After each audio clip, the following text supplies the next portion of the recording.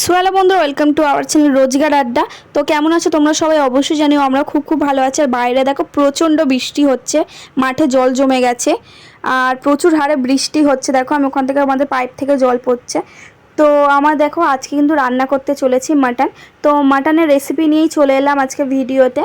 তো মাটনটা দেখো আমি প্রথমে নুন, লঙ্কার গুঁড়ো, হলুদ গুঁড়ো, একটা মিট মশলা দিয়ে আর সামান্য সর্ষের তেল দিয়ে মাখিয়ে রেখেছি। কড়াতে কিন্তু আলু ভাজা হচ্ছে আর পেঁয়াজ কুচিয়ে নেওয়ার পর কিন্তু দেখো আমি আলুটা তুলে নিয়েছি, তার মধ্যে দিয়ে দিয়েছি গোটা গরম মশলা, তার সাথে কোচানো পেঁয়াজ।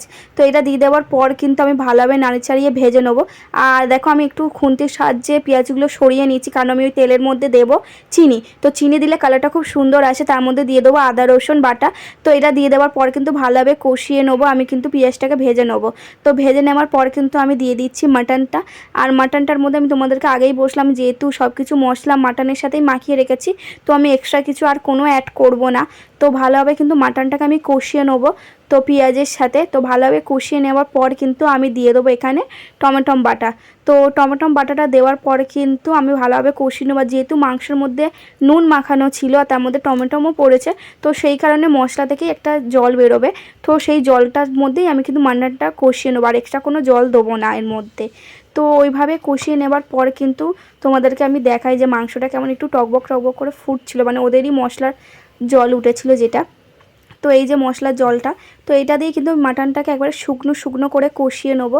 আর আমি একটু মাঝে নুনটা চেক করেছিলাম যে আমার নুনটা একদমই ঠিক ছিল পরিমাণ মতো। তো এটা কষিয়ে নেওয়ার পর কিন্তু দেখো আমার মাটনটা একেবারে কিন্তু শুকনো হয়ে গেছে। খুন্তি দিয়ে এই যে তোমাদেরকে দেখাচ্ছি গ্রেভিটা। তো চলো প্রেশারের মধ্যে এবার কিন্তু মাটনগুলো আমি দিয়ে দেবো এক এক করে। আর আমাদের ভিডিওগুলো ভালো লাগলে তোমরা অবশ্যই like comment share and subscribe করে দিও আমার চ্যানেলটা। আর আরও কী ভিডিও তোমাদের ভালো লাগে সেগুলো কমেন্ট করো, আমি আবার সেই ভিডিওগুলো দেওয়ার চেষ্টা করব। আর আমি ওই কড়াইতেই দেখো জল নিয়ে নিয়েছি, নিয়ে জলটাকে ভালোভাবে নাড়িয়ে চাড়িয়ে প্রেশারের মধ্যে দিয়ে দেওয়ার পর কিন্তু আমি মাটনটাকে ভালোভাবে নাড়িয়ে দিয়েছি। তো নাড়িয়ে দেওয়ার পর কিন্তু আমি দিয়ে দেবো এখানে আলুগুলো। নিয়ে আলুগুলো দিয়ে দেওয়ার পর কিন্তু আমি প্রেশারের ঢাকনাটা দিয়ে দেবো। তো এখানে সিটি পড়ার পর তো আমি আধা ঘন্টা পর আর কি খুলে তোমাদেরকে দেখাচ্ছি। চলো মাটনটা কেমন হয়েছে। মাটনটা কিন্তু খুবই টেস্টি হয়েছিল, একদম ঝাল ঝাল লাল লাল যাকে বলে। তো তোমরা দেখতেই পাচ্ছ এখানে মাটনের কালারটা।